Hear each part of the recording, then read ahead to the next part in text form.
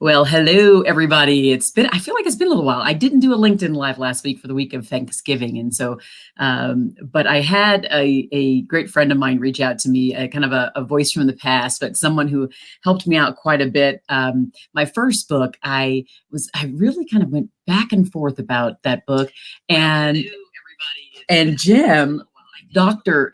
Jim Bohn was really, really helpful because he helped me see that I needed to, try to make sure I set it apart, but also be more of really who I was and not bypass my past, but actually decide to embrace it. And so that legal background is what made its way inside of my book, and which is kind of a unique thing to be, or place to be in the employee engagement space. So I was thankful. I'm so thankful for him for doing that. And I think that it might end up showing up again here in the future. So thanks to you on that. So this is Dr. Jim Bohn is joining us, and he has written several books. This latest book, I just love the title. And it is If Your Water Cooler Could Talk. And I just think that's so interesting because I think about, like, we hear about this water cooler talk, or coffee when you're in the break room and you're over coffee, and the things that you're saying, you're whispering, but you would never say to your boss, you would never say to the leaders, you would just never say out loud, except for a small group. So I love that concept, and I like the idea of what you're putting into the book as well. So I want to dig a little deep in that. Let me just make sure. So it looks like we have some people listening. So I'd love to hear from those who are actually watching right now. Put in the comments, where are you dialing in from? So are you in the US? What city are you looking from? Okay. Hi, Ganesh, how are you? So I'd love to see that. And then at the same time, when we're talking, don't forget to ask questions, because we're right here, right? This is the best time to do it. Instead of doing it offline, do it right here, and we can answer it. We'll make sure to answer right here live. So, all right. So let's dive into this If Your Water Cooler Could Talk book, Jim. I love this. What actually made you think to even write the book? Well, I think you and I, in our work life, have been in the scenarios where we see things going on at upper levels, and people are planning things, and people are developing strategy. But you and I have also been in the trenches. I know you've been in the customer service area, and you've seen what has actually happened on the ground floor. And although decades ago people started to talk about the need for that, I still think there's a whole approach to listening to people that are on the ground floor and listening to what they have to say about what's really going on. Because I think sometimes we're cautious about what we're going to say because of who's in the room, and especially if we're dealing internationally, that becomes even more complex. Nonetheless, people are thinking about what your organization really has the capability to do, and that's what the book is about. Do we really have the capability to do what we say we're going to do? And so I started to think about that, and I built it off of my original research for my dissertation, which is about organizational efficacy, and then started to add on some additional elements to it, the combinations of leadership and communication that we hear about constantly on LinkedIn, and built those things into this book, and just said, I think there's 6 elements of organizational behavior that if we just pay attention to those things through the eyes of employees, we're going to be better workplaces. That's what brought me to it. So let's dive into those. Let's dive into those organizational behaviors one by one, because I think that's really the interesting thing. And I think that's also what people listen in for, right? We want to know, what do we actually need to do? Because all of us, like, I can get very theoretical and very flowery, and some of us can get very academic, right? And we have to watch out for that. So those who are listening, and if there's a leader out there, or even just someone who's in the trenches who wants to try to make an impact, what are the behaviors we should be looking for and trying to emulate? Well, it's interesting. The beginning of it all is mission, and we hear about that regularly.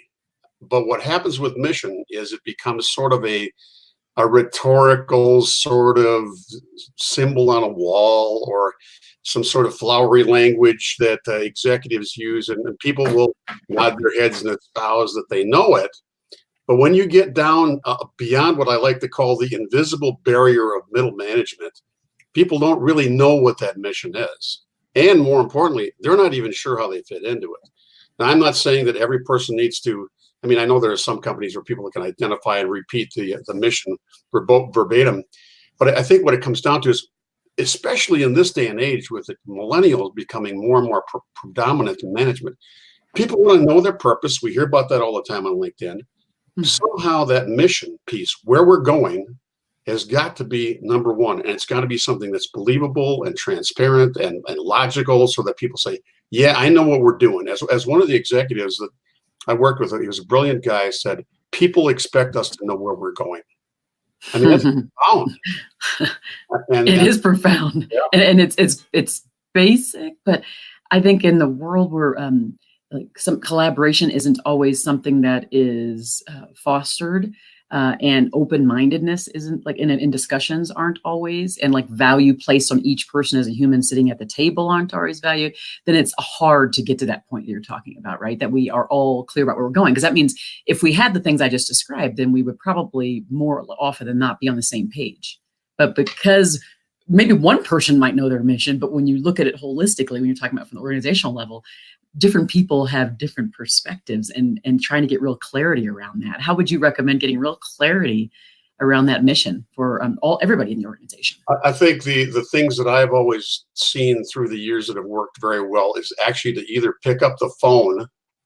I know that's odd technology, or actually walk out onto the shop floor or get in a service truck and ask people if they know what the company is about, and find out what that is. And if they don't, then it's really incumbent upon leaders to get back out there and say, this is what we're about. This is why we exist.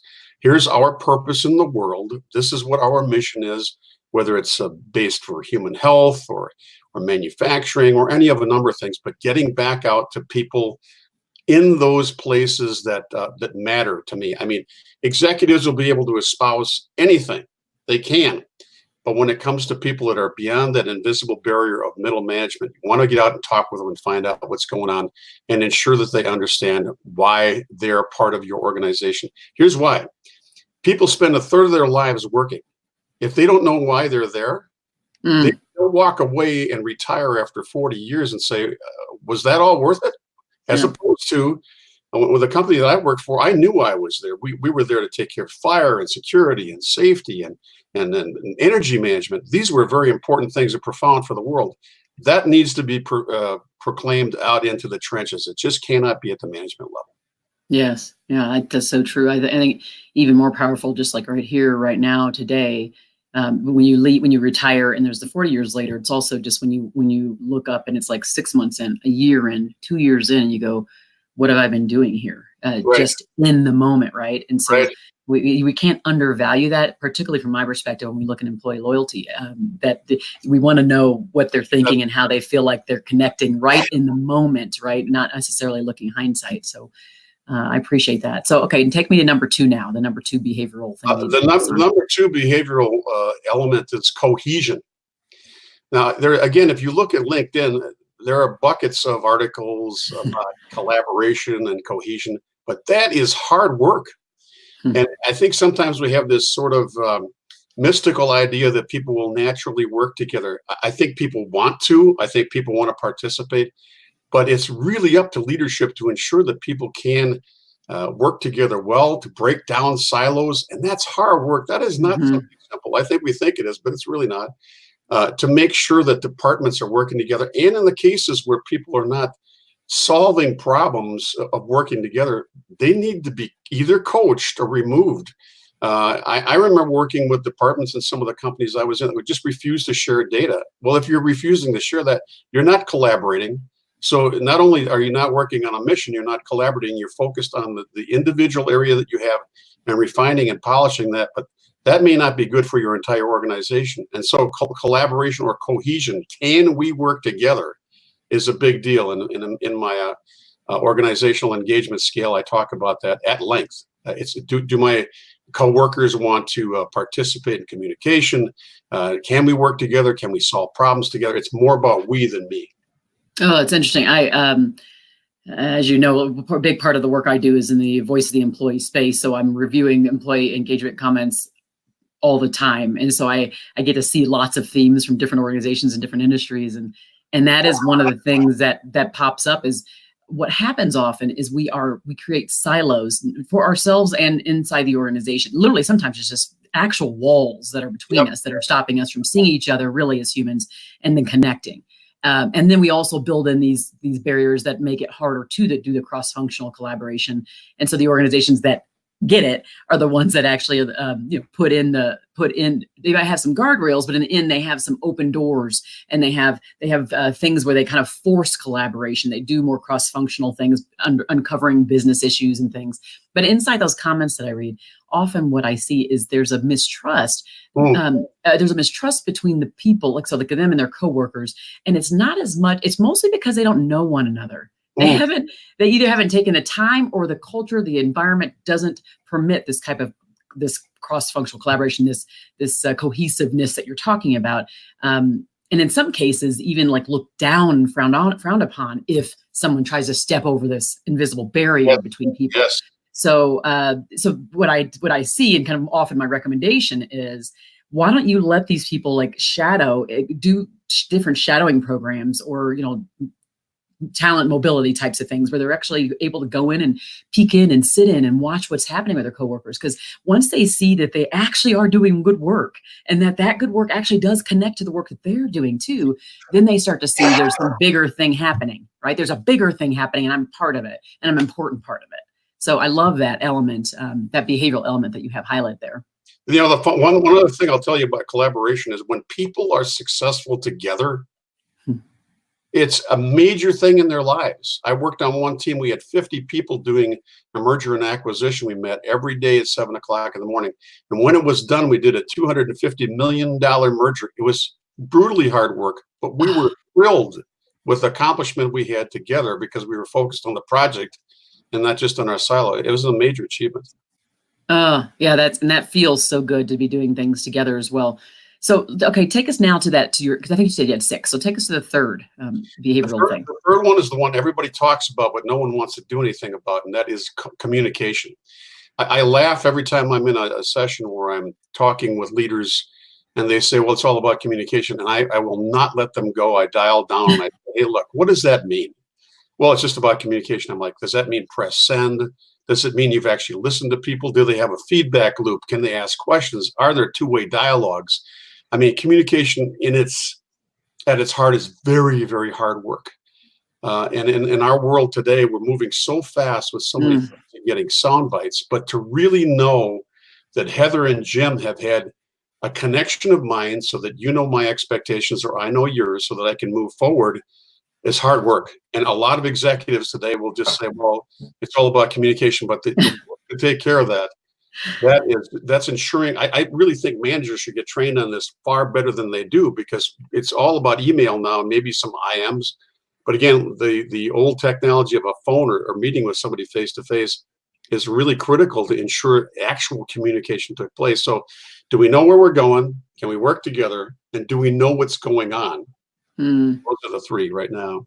I love that. And I know communication it's crazy. I'm certifying DISC, which is like, communication behavioral style training. And when I do that inside of teams, it's super interesting because these people sometimes have spent years together. But once we go through these assessments and they see where each of them kind of lands, and as far as behavioral style and communication style, then the light bulbs pop on and they're like, okay, that explains a lot. Like that explains why you're on my nerves half the time, right? Because we are not the same, and we have to. So there's like this idea of communication between people, between humans, and the humans are the ones that make the bus go forward. And then there's this idea of like organizational communication above organization, where just all the different facets and things that are moving around. How do we keep people in the know on what's happening so they can continue to feel like the mission that they have is powerful and important, that the end game and the results are there, right? There's another important piece to that, and that is I don't want to waste people's time. I don't want people to ever feel like they've spent a lot of time doing something that they could have avoided. And this is where communication really comes in. If we don't do that well, people can spend hours, days, months working on a project that will never go anywhere. And you know what? That again turns people back, say, why did I do that? We lose precious employee motivation. So that's why I tell people communication is not a soft skill. It's really, really hard. Yeah, and it really is hard. Many of these things that you're talking about in organizational engagement, and that I talk about just engagement overall and retention, all these things, they really do boil down to the emotions that how we curate a culture, an environment, and a team, and team meetings, and all of these different touch points create more kind of positive emotions inside the people that are interacting inside that space. Because like there's an organization, but that's really just a corporate structure with walls. And so inside it, there's just all these people moving in between these doors and these walls and right in these buildings. But how do they feel when they're there? And that's really the crux of all of this, right? That's a fact. So what's the number 4 then? Your number 4 behavioral thing we want to focus on? That would be resilience, or what in the book I call conviction. And I remember a leader one time sitting in front of about 400 of us, and he said these words: "People here watch when our shoulders fall." And I thought, well, that's a very British thing, first of all. Uh, but what that meant was leaders in particular, but an organization needs to discover ways to become resilient. And that means things like understanding past accomplishments and how are we going to get through a very difficult time, and do we have evidence that we're going to get through this? People at your water cooler right now are talking about that. Can we survive in the competition that we have and the intergenerational changes that are going on? So resilience or conviction is about, can we stay the course when things get tough? Now, of course, leaders guide that. But I think, again, if you go down to the water coolers, or one of my Asian friends said the smoking shed, I got a kick out of that. People are talking about whether or not an organization is resilient. Does it have the conviction to go forward? And people can sense that. It's not just something sort of amorphous. They know if something's going wrong. So that's another key element of organizational engagement. And it's also, if you read about it, it's in books on organizational behavior as well. I just happen to assemble this all into one simpler book. Yeah, I love that. And actually, when you think about that, the resilience to like continue to move forward through kind of tough times connects directly to that mission. If you have done a great job in doing mission setting and everybody feels connected to that, when it gets tough, you're going to keep on keeping on, right? You're just going to go through it if you have the thickness of skin, which you've hopefully developed over time. And it also, all the other things you just talked about, if we have gotten to the point where we are collaborating and we are connected and we are together, when things are tough, we stay connected and collaborating. So all of those things build up into all of these. So I think that's great. Resilience, organizational resilience is absolutely critical. What's your 5th one, Jim? The 5th one is one we all talk about, and the amount of books that are written about this would fill a library. That's leadership. And again, it's one of those topics that, people toss about that word. Well, it's a leadership issue, but leadership in its more clear-cut form is: do we get things done? Do people trust us to get things done? Do they think we can coordinate efforts to get things done? And so I spend time on that, because if we know where we're going, if we can work together, if we have good communication, we have resilience, that whole leadership issue is by far, in my mind, the toughest of the tough. If that's done well, everything else will come together. That's why I tell people there is no such thing as a soft skill in business, and leadership is the hardest of the hard. Mm-hmm. But leadership is about so many things, and we all read about it, but sometimes it gets kind of funny. If you just go through an airport, you can see at least 20, 30 leadership books on the shelf every day, because people know how important it is. But I boil it down into more simple things like, we believe our leaders get things done. Our leaders stay the course. Our leaders have a credible track record. All those things are very, very straightforward. And I assure you, at your water cooler right now, people are talking about that. They know good leaders that are getting things done. They also know the leaders that are just marking time. For those who are joining you tonight, just recently joining, I'm speaking to Dr. Jim Bohn. He's the author of several books, but the newest one is If Your Water Cooler Could Talk, which I absolutely love that concept because I think there is a lot going on where people are not sharing with their leaders what they're actually feeling. So they're pretty much, it's like 80% of the people walking through the hallways are walking with a facade right around them. And that includes the leaders in the organization. And so I think this book, this concept is really, really good one. And it brings, I think, crystallizes the need to make sure that we can start to take off some of those barriers. We can start to take off some of the things that block us from being who we are and really connected inside the workplace to one another. So I really appreciate this one. Yeah, it's awesome. And then what's the last one that we have is 6? Well, the last one is the one that no one ever wants to talk about, and that is the issue of accountability. If you look at LinkedIn and you read most of the popular management literature, it's all very upbeat, it's all very positive. we're all happy. The world is a great place, and we're all getting wonderful bonuses, and our return on investment is spectacular, blah, blah, blah. But we don't talk about accountability until something terrible happens, like maybe there's a product flaw or a leader fails, or there's some major governmental issue that steps in that we. Wells Fargo, that just comes straight to mind. I even mentioned that in my book. And so the notion of accountability should be built in earlier into the process. And that doesn't mean that we have micromanagers watching over people. It's more of an issue of, ultimately, especially in this day and age, I mean, with what you and I are doing right now, this is live. This is totally live and will be recorded. It's better to say upfront, we're going to do quality work. We're going to reveal the truth. And the way I talk about it in the chapters, I actually go into accountants and how accountants view the world. And I used that chapter on accountability, looking at it how accountants would. Accuracy, detail, thoroughness, not hiding anything, not cutting corners. All those things need to be built in, because if an organization is holding itself accountable, it doesn't have to worry about looking over its shoulder. And people understand this is how we work around here. This is part of our culture. So it goes to, do we know where we're going? Can we work together? Do we know what's happening? Or in the words of Marvin Gaye, what's going on, my favorite. Do we have resilience and conviction? Are our leaders doing what they're supposed to do? And are we held accountable for our work? All those things are very, very fundamental if you think about it. But if you take it together, it's dramatically different than employee engagement, which is kind of focused inward. Those things are kind of focused outward. And it's funny because you and I take I call it employee engagement and retention, but in the end, it ends up being organizational. And it's not, but in the end, here's this evolution I've come to. And by the way, Maureen, hello there. Thank you for chiming in. And yes, changing company culture is absolutely huge. And Sam, I just had to mention Wells Fargo. I'm sure it pops into most of our minds about where leaders fail and all these things that he's talking about and how it just all went wrong and it just blows up. And that accountability issue just was not present. So now you have to backtrack to get your reputation back in place and make sure that then even your employees trust you, because in the end you lose trust of both external and internal customers. So I appreciate you chiming in on that, Sam.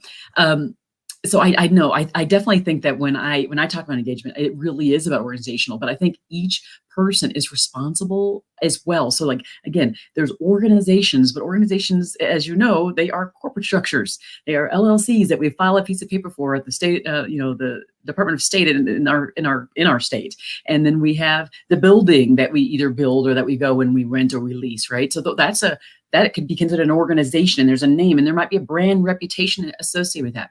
But inside those walls, there are people that are moving and interacting and sitting and staring. And there's all this movement that's happening. And so that's where the crux of it's happening. So the things you're talking about, it's organization, but in the end, it's people. What are we doing with each other? What are we doing for one another? How are we connecting? How are we communicating? It really boils down to that. This is a people issue, as you talk about. This is a people issue. And if we don't get it right, if we keep trying to focus on the things that are hard in the scheme of things, meaning the buildings and the papers and the structure, and we aren't focusing on the things that are hard and soft, because people, right? You touch us. There are elements, sensory experience. We aren't focusing on that. We are going to get in a whole heck of a lot of trouble, and we will never get out of what you're talking about. We will never get out of the place we're at right now. We just won't. So it's pretty pitiful. Let's see if there's anybody else in here.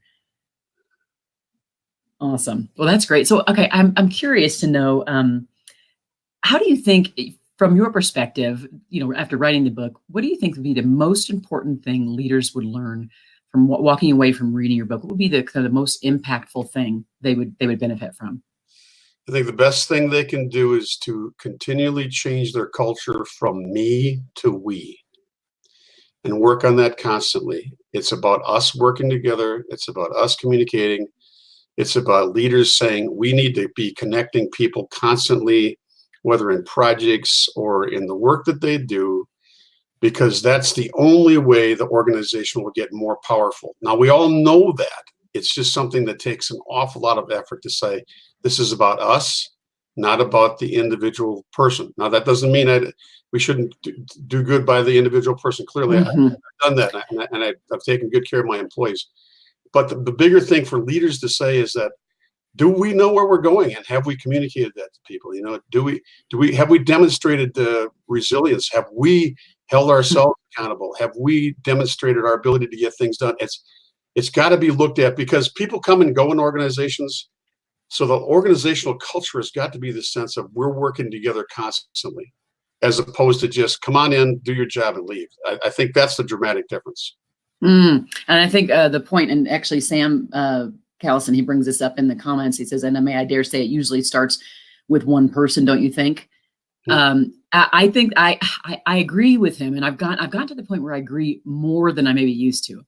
So I think you and I have done a little flip-flop to the extent that I do think there needs to be organizational processes and systems in place to ensure, again, above organization communication, connectedness. There needs to be kind of a certain of a curation of the culture, kind of like really purposeful and intentional of how we're doing these things.